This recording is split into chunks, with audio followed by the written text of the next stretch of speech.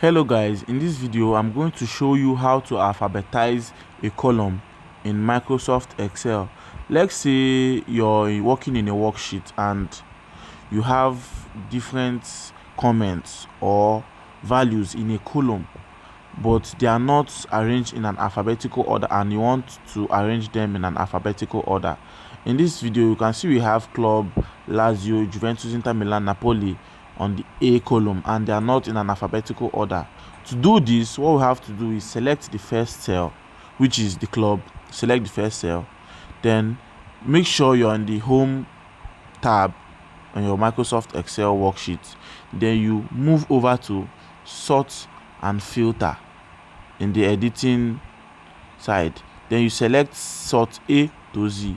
When you select this, you see that the whole column have been alphabetized, have been arranged in an alphabetical order. Thank you. Subscribe and like for more videos.